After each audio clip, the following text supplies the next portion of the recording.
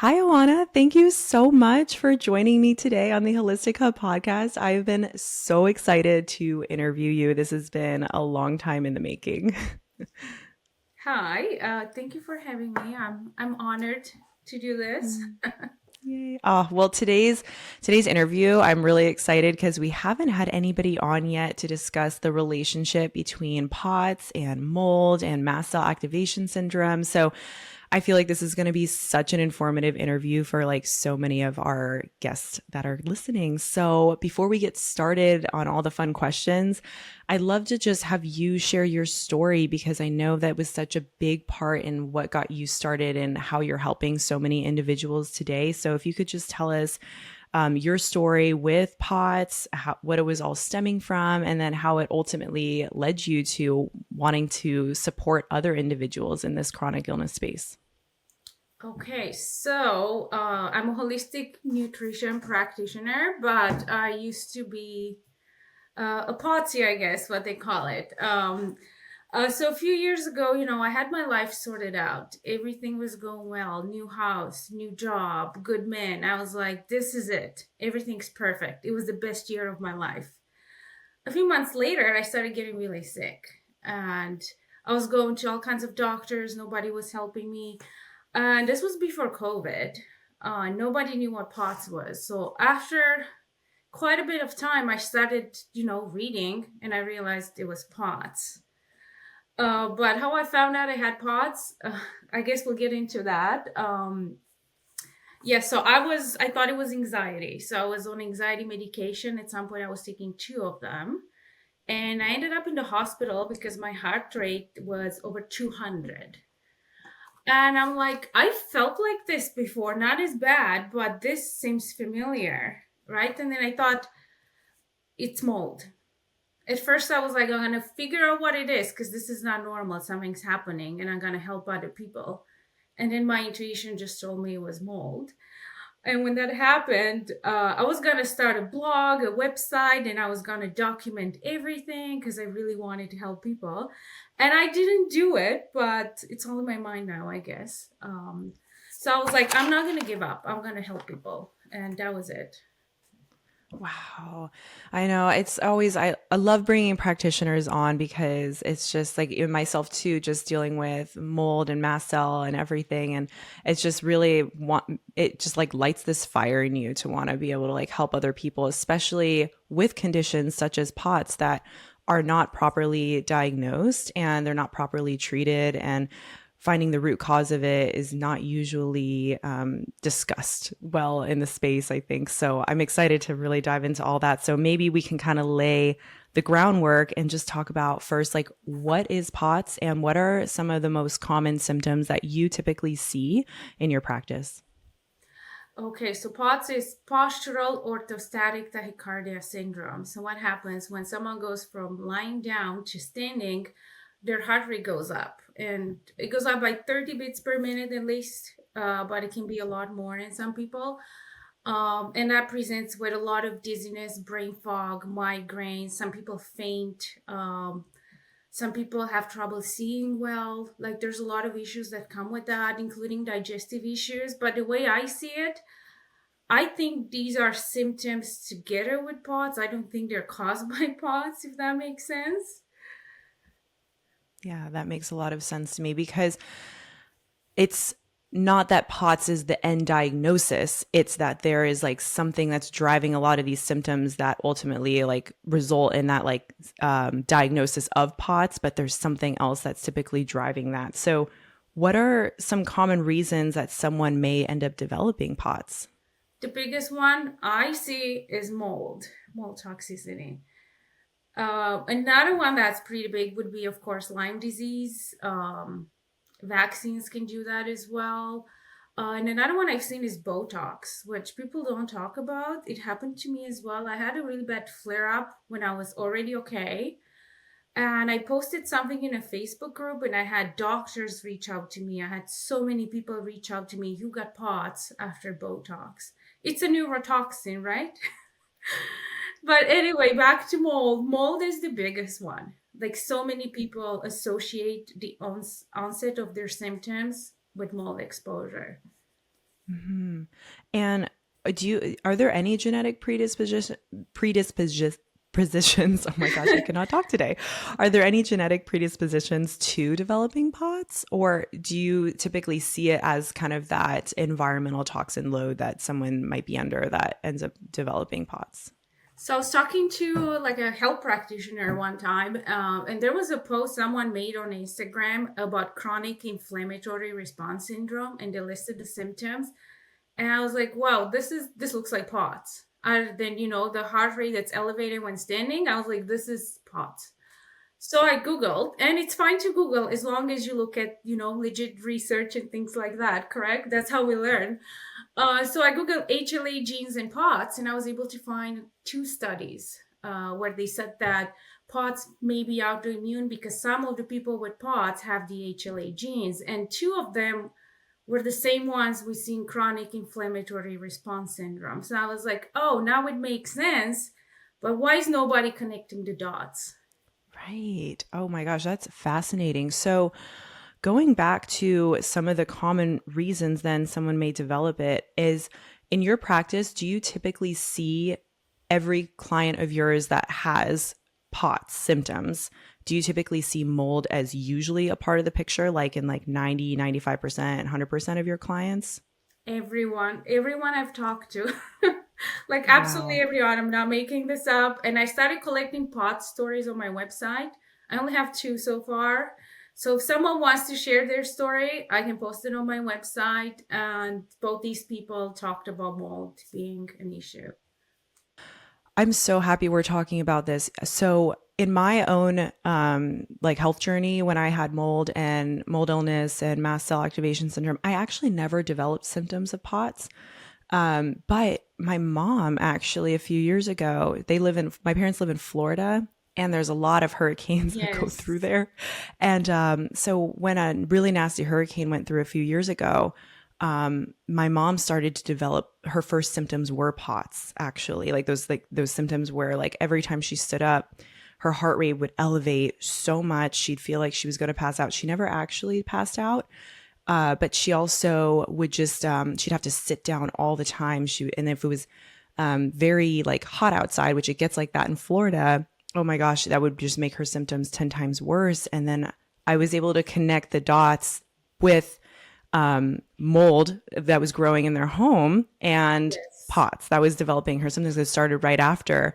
But I can't imagine like so many people going through developing symptoms of POTS and just treating the symptoms, but not really getting to the root, because a lot of people will end up dealing with the symptoms for a very, very long time, if not the rest of their life, if they're not going through treating the root cause, right? So that's typically what you've probably seen with a lot of your patients, I'm going to guess, is that they come to you and they've been probably dealing with a lot of the symptoms of POTS for a really long time and just been drinking electrolytes or wearing compression stockings. That's typically the Oh, treatment yes. for POTS, right? Extra salt, not even electrolytes. It's a lot of salt. So I was following all those things.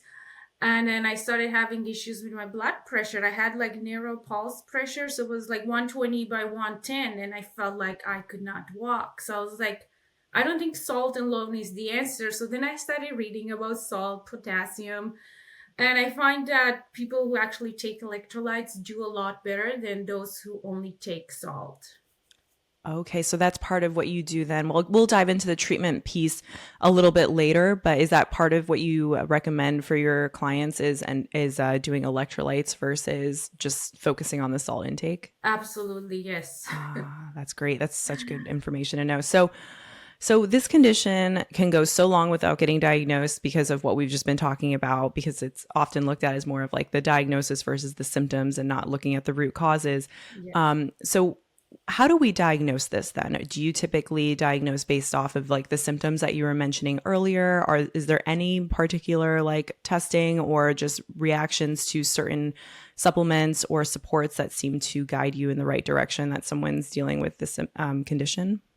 So for testing, they have to really see a doctor. I can really tell someone, hey, you have, an official diagnosis. But when they describe this, it's like crippling anxiety. It's like constant panic attacks. And people get up and they try to walk around and they get really, really hot. That's one of the symptoms, and it just feels like really bad anxiety, cannot regulate body temperature. We see gastroparesis. People have issues like they cannot go to the bathroom no matter what they do. That's another symptom. The brain fog is really bad. So there's different types of testing. I can tell you what I did. I did a NASA lean test. So that's how I got my official diagnosis. And before that, I had another NASA lean test done. So you would like lie down on a table, you stay very calm for 10 minutes, then you get up and you lean against the wall, but it's kind of like on an angle like this. And the doctor or the nurse will check your vitals like I think it's every minute. Yes, every minute. They do it for 10 minutes. And if it goes up by 30 beats per minute and it's sustained, I think my case was, they said it has to be sustained for at least 2 minutes. Then they tell you have POTS. Another thing, it's not like you have a cold and you have these symptoms and you have POTS. Need to have these for at least 3 months. And it needs to be, it needs to come together with all the other symptoms that I mentioned. It's not like, oh, my heart's racing a little bit, I have POTS. It's more complicated than that.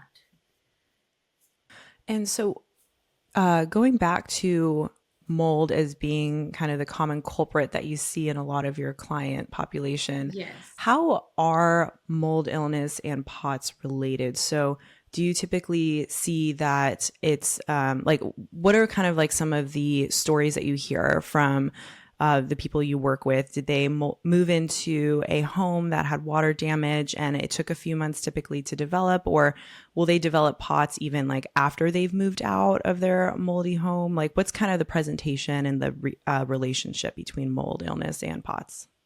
It's usually after they move into a place, and sometimes it takes months, sometimes it takes less time. And some people move out and they get better right away.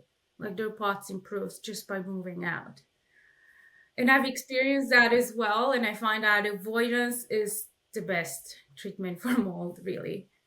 Yes. Oh, that's actually really positive to hear for a lot of people, probably then that a lot of their symptoms would improve with the POTS piece for sure if they just end up Yes. leaving Even their in water mold, damage there building. can be improvements, and you were asking about what works. And I find that in the cases where we looked as treating the POTS as if it was mast cell activation, these people felt better. Low histamine diet, mast cell stabilizers, and of course, we talked about the hydration, but this is just in relation to mast cell issues and histamine. And I find that those work best. Okay, that was my next question. Okay, so the relationship, yes, I love it, between MCAS and POTS. So that's a great way to dive into this piece. So you're saying that utilizing treatment approaches for mast cell activation syndrome will actually help a lot with POTS, like kind of going that antihistamine route. Yes, and there's some research on it, and I think it was up to like 42% of the people with POTS showed signs of mast cell activation. They had the symptoms and they had at least one positive marker. So there is a little bit of research, not a lot, but there is a little bit.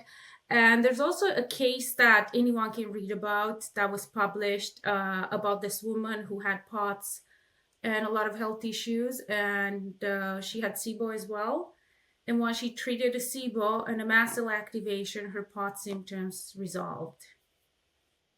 Oh, that's amazing. And that just makes a lot of sense too, because when there's this underlying inflammatory component, whether it's from endotoxin load from like SIBO or like high histamine content and other mediators being released from mast cells, like causing inflammation, then it can trigger that autonomic nervous system, which will then result in a lot of the POTS symptoms. So, do you see gut inflammation then driving POTS symptoms? Like, do you see a lot of Yes. SIBO and candida colonization? Yeah, in your A lot of practice. SIBO, and I really like talking about SIBO, but I feel like SIBO does not get enough attention. Everyone's focused on parasite cleanses and things like that and just selling products. And I'm like, SIBO is really serious. I mean, when it gets really bad and chronic, usually mold is involved. Like it seems like that's the case in most cases, really, the ones that I've dealt with. And it's linked to so many issues. I mean, it's in the small bowel, right? So if we cannot absorb nutrients, we cannot function. We need that for everything in our bodies, right? Yes. So, yeah, I have a few questions regarding this. So, if someone presents to you with mold driving pot symptoms, but there's also that histamine component with mast cell activation syndrome, and they also have SIBO and they're having a lot of gut inflammation, there's quite a few things there that can really be driving a lot of those pot symptoms. So I know every case is going to be different, but will you try to start addressing the gut alongside supportive remedies with histamines and things like that? Yes, yes. Yes, absolutely. Herbs have a broad spectrum, so people might react to herbs. They have to start extremely slow. And you know what? If a doctor wants to collaborate with me and the person needs prescription drugs, I'm not against prescription drugs at all. I'm just against over prescribing them and, presenting them as the only solution. But I do think they help some people. So if someone has a, very high viral load, an extremely high SIBO, an extremely high mold, and they try to do it all at once, they might get really sick. In that case, if they have a doctor and they could just tackle one thing at a time, might be good. Definitely. So with the SIBO component, will you address first? Do you like to address using like herbs and supports to start to like that are antimicrobial, or will you start to focus more on like gut rebuilding or do you do both at the same time as you're kind of like as you're kind of moving through like navigating the different areas that someone might be dealing with?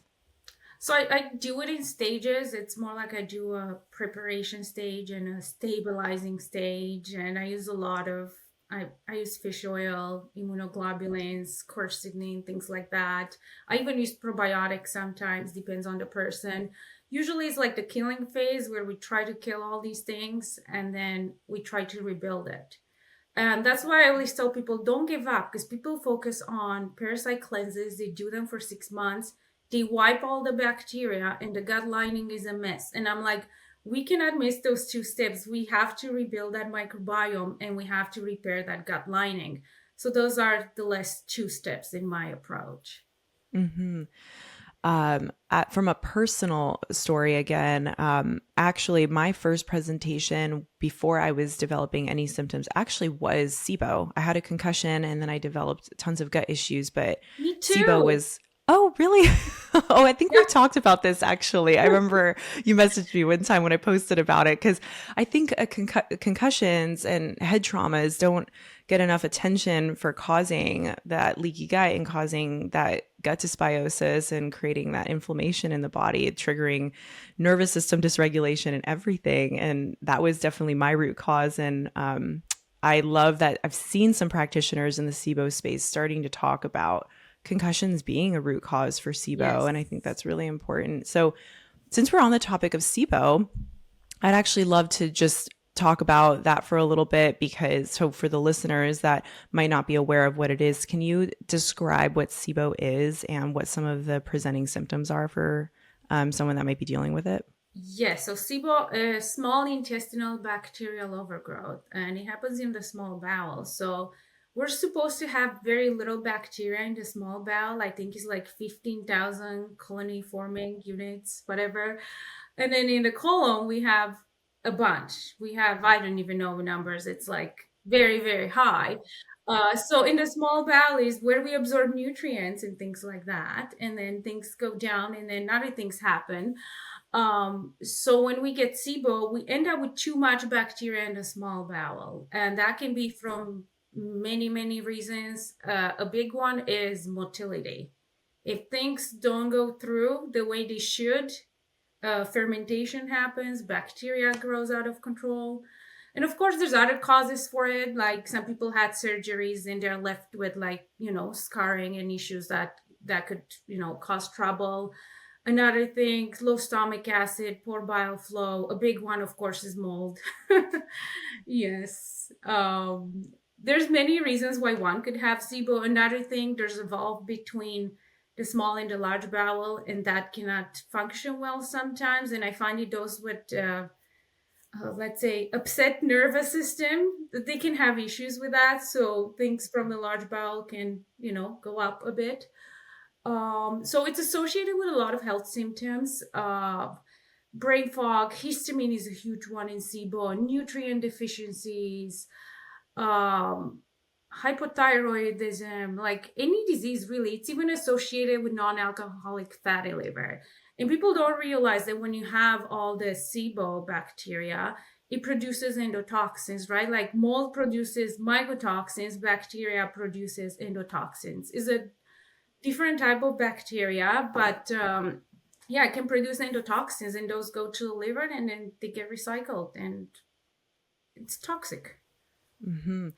And with SIBO and mold, so we're talking about how starting to treat SIBO can really help with a lot of those pot symptoms. Now, when you're treating, let's say if you're deciding to kind of go that gut inflammation route, like in the beginning, just to start to support people with reducing like that endotoxin load that you're mentioning that's causing a lot of inflammation and liver inflammation and everything. Yes. So, um, what about in the cases of somebody dealing with a high mycotoxin load then? Will you, because with SIBO, it's so hard to fully get rid of it if someone is under like a high mycotoxin load, even if they had moved out. So will you start to implement that first and then start to kind of work your way into detoxing as well from mycotoxins? Or will you maybe start with, if somebody is dealing with a high load from mold, will you start maybe with like the mold detox first and then start to implement some of the herbs for SIBO?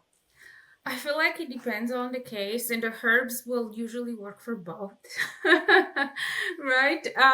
It depends on the case, but if we can reduce anything, then focus on that.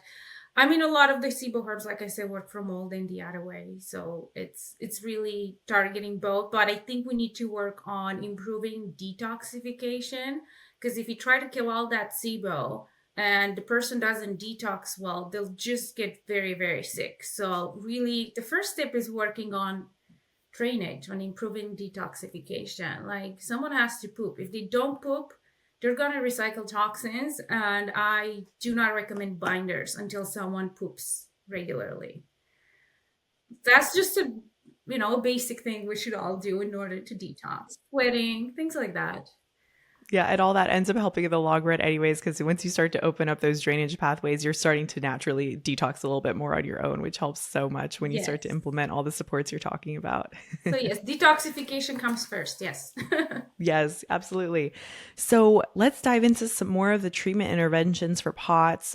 So I know a lot of it's probably maybe like depending on the cause or what you're finding in a lot of their symptomatologies or what their root causes might be. So what's kind of the approach then you take for treating POTS in terms of like what will the supports be directed towards like those symptoms?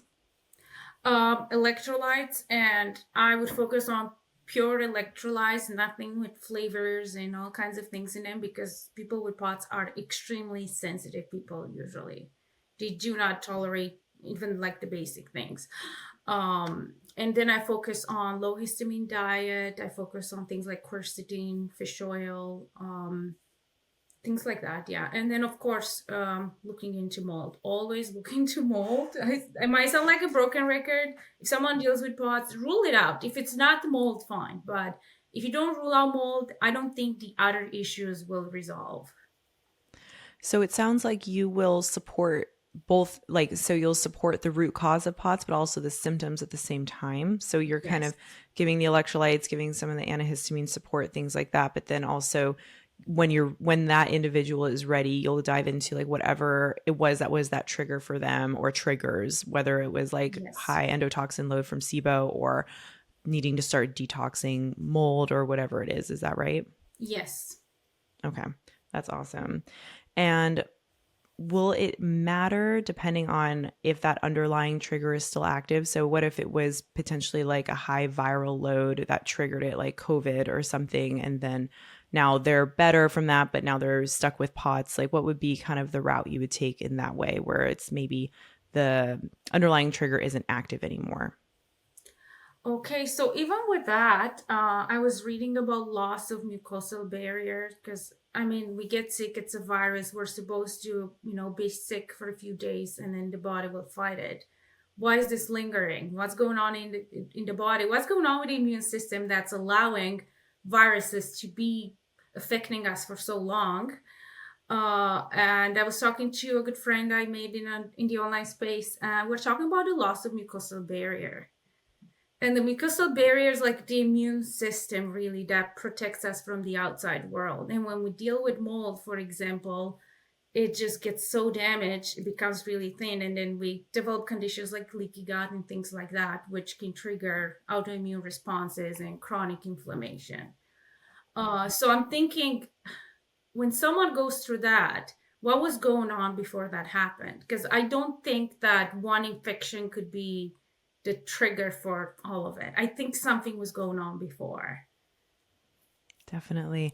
You know, I find in a lot of my client population that there was that um there was like that straw that broke the camel's back, where they had other things kind of Yes. going on. Maybe they had some underlying symptoms that weren't super pressing, so they weren't paying a lot of Yes. attention to it. And then all of a sudden they got that huge viral load, or maybe they had a stressful job situation where they had to move jobs, or, any sort of stressor in that person's life. And then that was just like it for them. And then all of a sudden they develop the symptoms, and it can be easy to almost pinpoint it to that one piece, but what was going on before that. So I'm so glad that you mentioned that, because I think that is a really important. Yes, so actually, my father, he had a viral infection and it ended up in his heart. And then he developed cardiomyopathy, and then he had to have a heart transplant.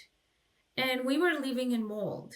So I'm like, was that really what allowed this virus to just destroy his heart? Like, why wasn't his immune system fighting it? How did that end up where it ended up? Yeah, definitely. That's really interesting. I know I tend to find that as well, with some interesting presentations of conditions that happen, that and somebody ended up living in a water damaged environment. And it's always like, making you think, oh, okay, was that the link then? Is that what potentially like caused that inflammation, allowing that to occur? I think we just don't know enough, and I don't know what the science is doing, but like they need to do better because so many people are saying these things. And I figured this out, like I said before COVID. I was so sick. I had occipital neuralgia. They told me there's no cure for it. So I was getting nerve blocks down in my neck every 5 weeks. Once I solved the mold, within weeks, I stopped doing the nerve blocks. I've never had neuralgia since. I had neuropathy. I don't even know. Like it was a long list, fibromyalgia, and all these diseases. When you think about them, there's really no cure. But then I dealt with the mold, and now I don't have them. And how many people suffer and they don't know?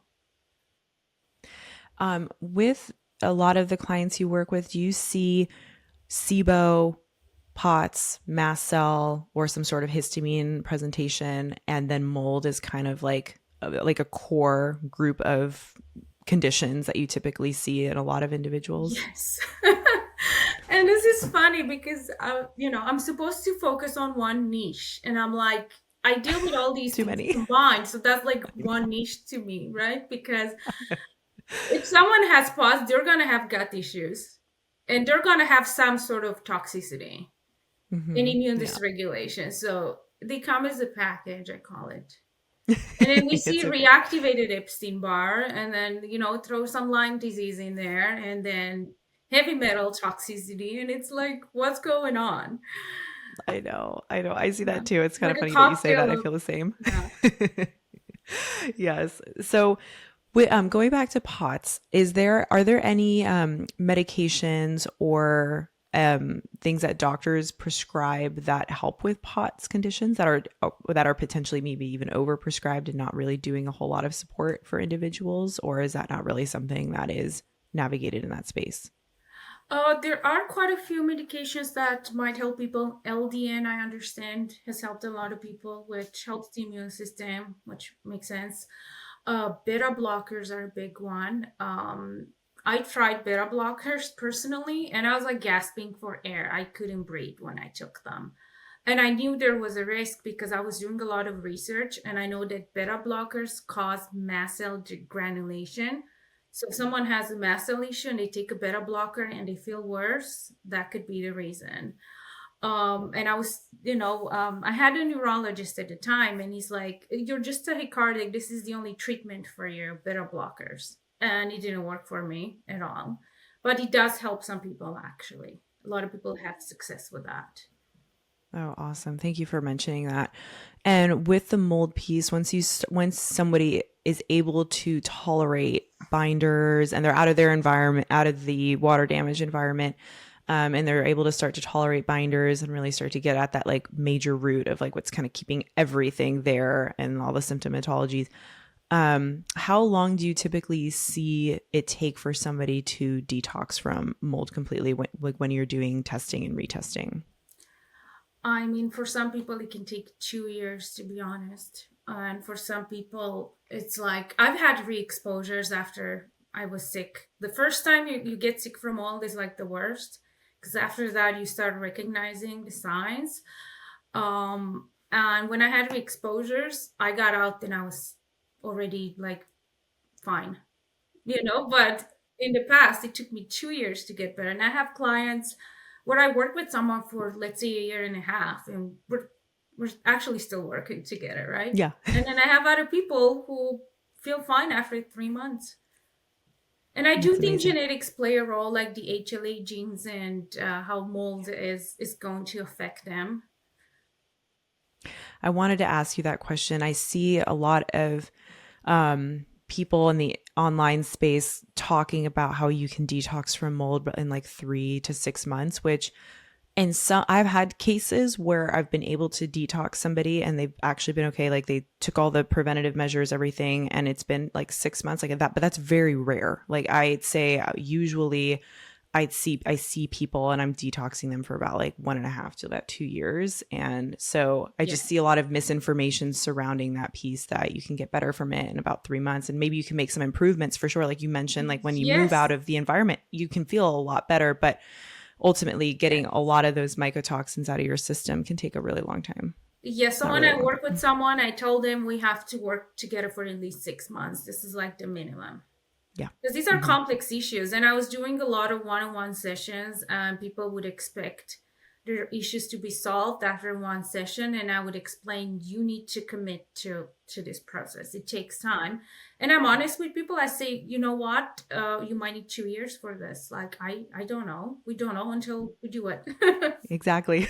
Yeah, exactly. Everyone's individual. So absolutely. So what role then you had been mentioning some nervous system regulation throughout the our conversation. So what role does adding in nervous system supports play in the treatment for POTS and I guess all the other conditions we've been talking about that are kind of like that Yes. little soup of things that all come together, but what role does that Yes. play and are there any particular supports that you have seen work best for individuals? Yes, so the biggest one is getting out of the moldy environment. It seems like when people deal with the mold, their nervous system recovers so much. But also, there's people, especially those with POTS, who are completely stuck in fight or flight. So they get out of the mold and they cannot make any progress because they live in survival mode. Their brain thinks they are still in danger. So in those cases, I think brain retraining is great, but I always say brain retraining alone is not going to fix the issue. It might make someone a bit more calm and they can deal with things better, but I'd like to use that in conjunction with mold detoxing. Yeah. So getting out of the environment, doing some brain retraining. Are there any other supports that you like that someone can do, like not having to purchase like a program like Primal Trust, which these are great programs, or Gupta or DNRS? Like, are there any other specific supports that you've seen like work best, or is it just once you kind of start getting them on the regimen of like detoxing and actually getting at the root helps to really kind of support their Yes, nervous so system? I agree with you 100%. I don't think everyone needs to go spend money on brain retraining. So I told people go outside in the morning, expose yourself to natural light.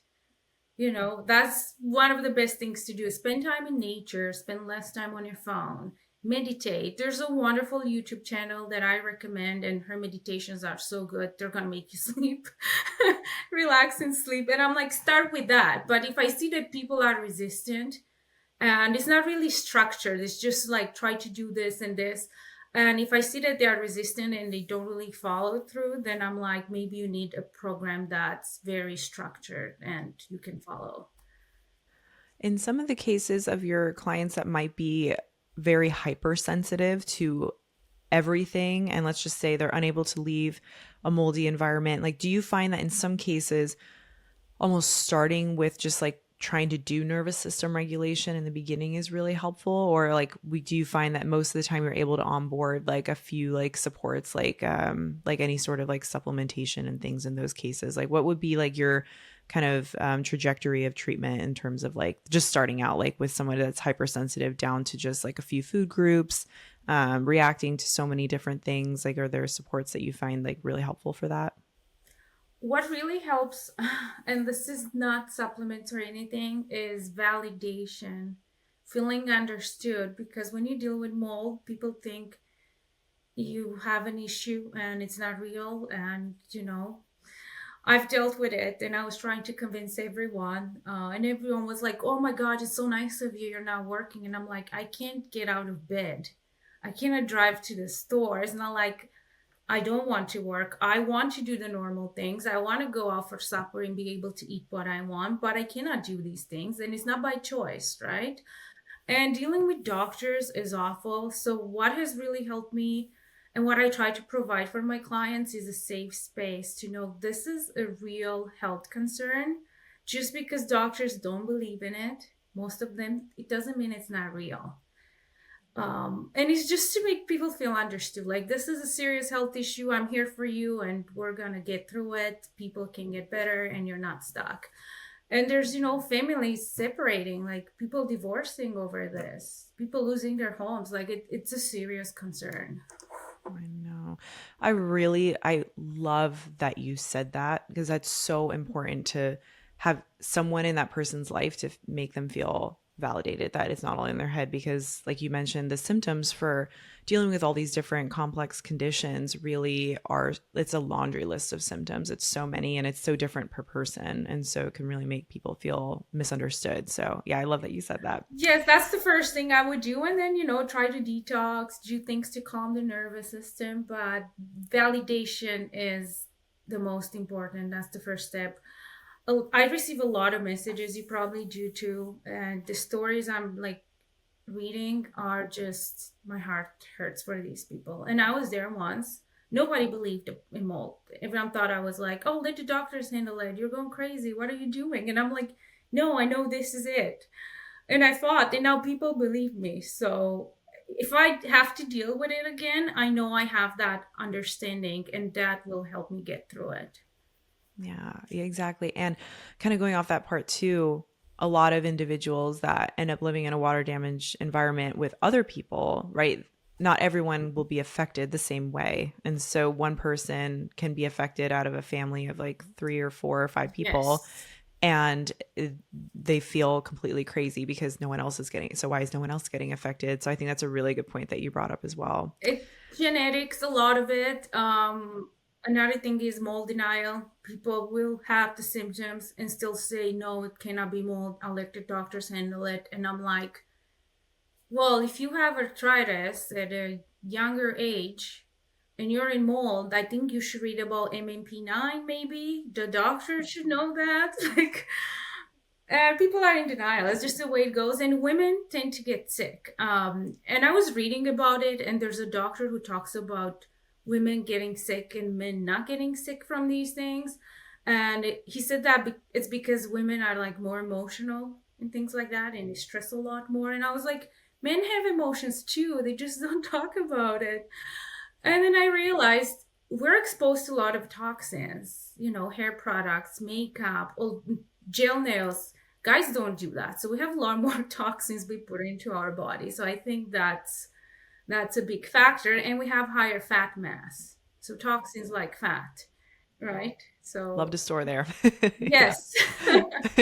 Yeah, I know. So going off of all this then and kind of tying it all together, What are some other supports that we may be not mentioned, or things that you also like to look into when you start to see these different presentations of symptoms that someone's dealing with from all these different conditions? So one I did want to touch on was adrenal support, and if you love to start to incorporate that for your clients, but also if there's anything else that you typically look into as well, whether it's through testing or just supports.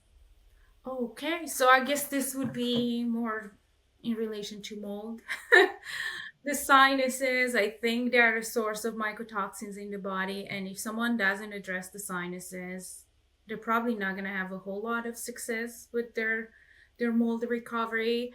And I do think that when we address the sinuses, and I've noticed this, people have less anxiety and they sleep better. And we have to think that it is way up there, close to the brain, close to the eyes. Like we need to treat the sinuses. So I always do that. A lot of immune support. So I see a lot of stool tests with low secretory IgA, and people go and take herbs and they don't support the immune system first. So the body's not strong enough to fight anything at that point. So we need to work on that. Stress management, immunoglobulins, things like that. Uh, Another thing I like to do is fiber binding. Like, it's the cheapest binder and it works so well and it's healthy for so many things. Unless someone has SIBO, then they need to be careful. People don't realize that bile will go back to the liver and be recycled. So we need to bind to that bile with toxins and poop it out and then make new bile. So we need a lot of support to do that. So I find these things are often overlooked when people come to me. Yeah, immune support, fiber binding, sinuses. I love quercetin. Like I use it so much. And there's research that shows that it competes with mycotoxins for like attaching to albumin in the body. So it's like you're fighting mycotoxins when you take quercetin. And why is nobody talking about it? I know. Quercetin is one of my favorites too. I love quercetin. Yes. Oh my gosh. What about in the cases of somebody who, just because you mentioned the bile and the gallbladder and the liver, I just wanted to touch on this because I haven't asked this on the podcast yet. So I wanted to hear ask this for the listeners. In the case of someone that has had their gallbladder removed, Me. yes, and I know that that's your case, which is why I was like, she is gonna have a great answer. Yeah. What, yeah, how would you in your practice then address like that support to help with that, like fiber binding, or support the liver and support that bile production that we can in the liver to help with that piece? Like what do you typically like to do? I use a lot of bitter herbs. I use a lot of digestive bitters. And I use PC. I use one, there's one from a brand, I'm not going to mention it. I use that one quite a bit. And then after that, I use Tudka, which is amazing. It helps repair the liver. It helps with bile flow and production. And this is what I typically use. Yes. Herbs, I mean, there's so many. I know Yeah. there's so many. Something that I've actually found really helpful too, is like what I'll send some of my clients who actually had it done myself. I still have my gallbladder, but what I found also very helpful is like some body work support too, like physical body work. So I don't know if you've ever dived into this space, but I really love visceral manipulation, and having clients like utilize that is just really helpful. It's seeing a practitioner that helps to provide like this physical body work that are able to actually manipulate the organs, and they've gone through like pretty extensive training to be able to do that, but it kind of helps to kind of get things moving as well. Like they can really go to like the bile ducts and go towards the liver and the intestines and the circulation and everything to kind of help support the drainage pathways that way too. Sometimes I found that to be helpful as well. I don't know if you have, but yeah. I haven't found someone who could do that for me where I live, but I know it's really good, and I know the SIBO doctor recommends that, and she has a video on how to do it. So yeah, I'll be more mindful of that because I know it's really good. Thank you for mentioning it. Oh yeah, where I first actually heard about it was when I had gone through my SIBO training actually, and I heard of visceral manipulation is supportive of helping, because we know that you had mentioned some of the root causes of SIBO, also one of them being that scar tissue that can be binding down on the intestinal walls, and so getting body work done can be really helpful. And I was like, that's amazing. And then I've actually found it to be just helpful for supporting detoxification as well. So yeah. Acupuncture is great as well. Yes. Uh, I love acupuncture. yes, also in Yeah. Chinese medicine, they say that when you lose your gallbladder, you become very indecisive. And it's like there's a part of you that's missing. And I'm like, I'm totally feeling that. It's really interesting. So acupuncture is amazing for that as well. It does something to me when I go for acupuncture. My gut starts making weird, loud sounds. It's so weird. It only happens when I do that. It's like it's waking up or something. Like I want this. Yeah. Yeah, it's like this is great. Oh, that's really great. I'm glad that you mentioned the acupuncture. Yeah, I do love acupuncture as well. So, all right. Well, is there anything else that you'd like to mention in relation to POTS and mold and mast cell, SIBO, anything, any supports or any treatment modalities or anything that you wanted to mention before we kind of close out the conversation that we didn't already discuss? Yes, I feel like once this is over, I'm gonna think of all these things I should have said. One thing I'll mention is nitric oxide. So there was a study where they show that those with POTS do not respond to nitric oxide, and we need that for our blood vessels to like dilate properly. And if you read about nitric oxide, it's an issue in those with mold as well. Because the body produces a lot of nitric oxide as a defense mechanism, and then it kind of runs out of it. It's kind of like cortisol, really. It's like you keep pumping it, you make it, and then you just run out of it. So that's an issue in those with POTS, and that's really easy to look into. You buy the test strips, you can find them on Amazon. And if it's not too pink, then you know you're deficient in nitric oxide. And a lot of people with mold avoid oxalates, which actually help with nitric oxide.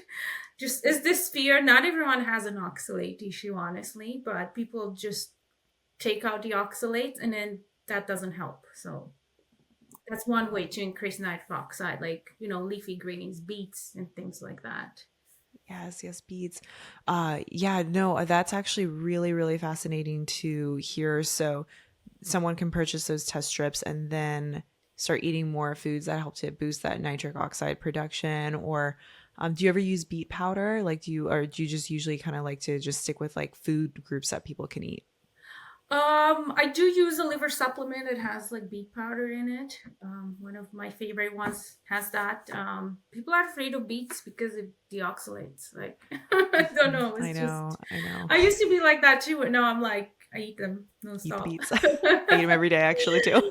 Yeah, I so love I'm my not saying beets. they're not an issue. They're just not an issue for everyone. We should not remove food groups and different foods and things just because social media says so. We have to figure out what works for us and try to do that. Definitely. Absolutely. I love that you mentioned that too, because starting to Yes. remove food groups unnecessarily starts to increase those food sensitivities once you start to actually try to add them back in. So yeah, Yes. no One more problem. thing I will mention, what I did notice, hydrogen sulfide being an issue.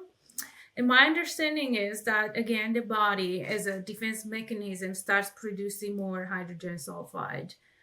At low levels, it's a good thing to have. At high levels, it's really inflammatory and it can cause a lot of health issues. And it can present with a lot of bladder issues, I find, in pelvic pain, similar to oxalates. So there is a test if someone wants to do a SIBO breath test to do that. So that's something that can be, ruled out. The Trio Smart Breath test, is that the one you're talking Yes, about? That does yes, it for it? Perfect. yes.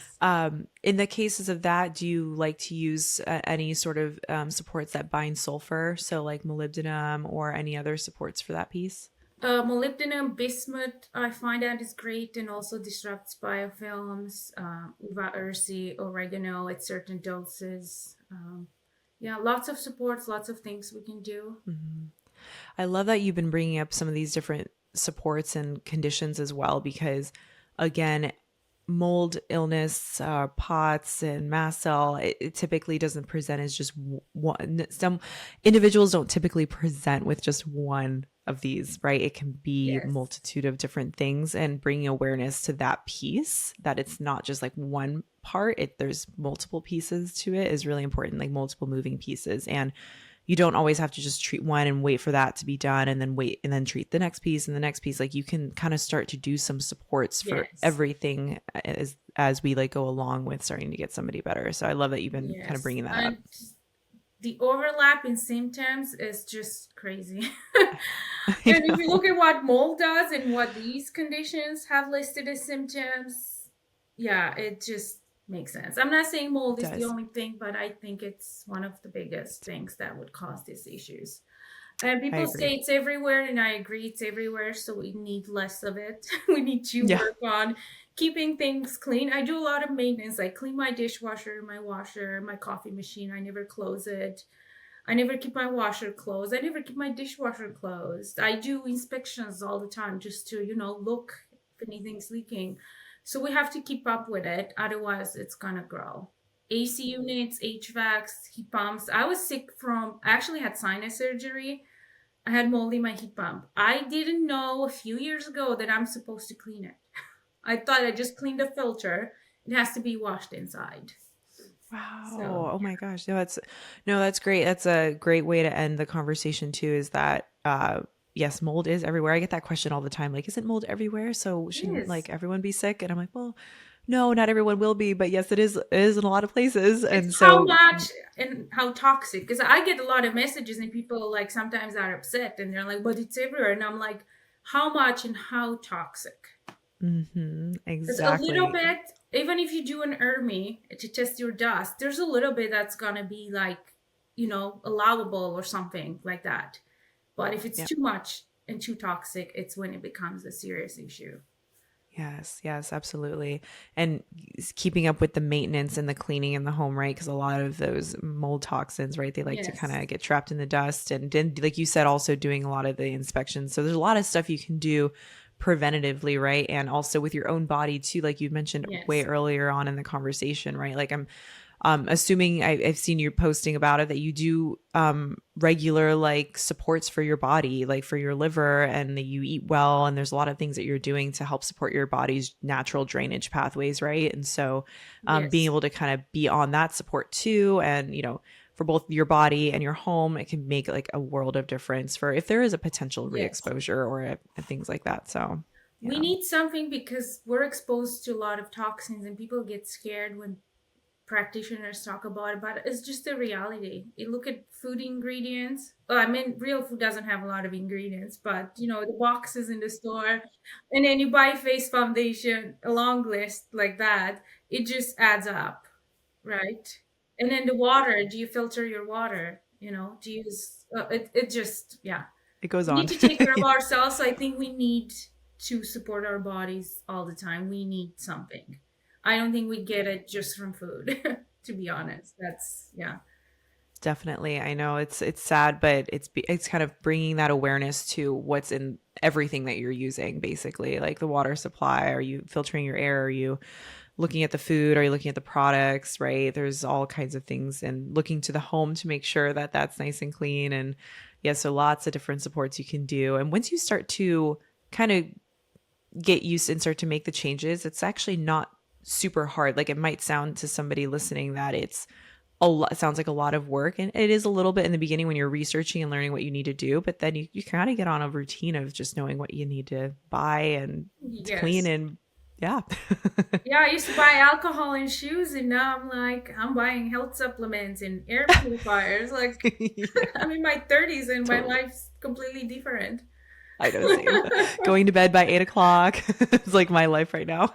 Yeah. Getting sleep. Yeah, no, totally. Well, Oana, this was such a wonderful conversation because like not only did we cover POTS and like how we can support that, but what we can do to look into it and all the different other overlapping symptoms and conditions that can occur and often do occur alongside it. And I'm so grateful that we were able to have this conversation and people can listen in and feel validated first and foremost, and then be able to take some actionable steps. So I would love to leave you with my last question is where can people find you and like what are you up to, and if people want to work with you, like how can they go about doing that? So I'm on Instagram. My page is Wellness with Oana. I have a lot of Instagram posts and likes and things. So if someone looks up the hashtag mold toxicity, I think they're going to see some of my posts. Great. That's Because perfect. apparently I talk about mold a lot, too much, I was told. So it would be easy to find me. And when I work, I was doing a lot of one-on-ones, but now I do like a session package and a program because I find that complex cases need complex support. And you're not going to get that in a session or two. So, Yeah, no, yes. it's great. And for those listening, her Instagram is very informative. I love your Instagram. I point people to it all the time because you always have, Thank you. you do cover mold, but you cover a lot of other things related to mold and, and and steps that people can take too to help, which is great. You're not just Yes. bringing awareness to something, you're actually talking about actionable steps to take, which I think is very needed in this space anyway, is not creating fear mongering, but actually solutions I to try not supporting. to do So, that because I hate yeah. Same, that. same. Yes. Oh, well, thank you so much. And Thank I you. cannot wait for people to listen to this conversation. Me too. Thank you. Okay. Bye. Bye.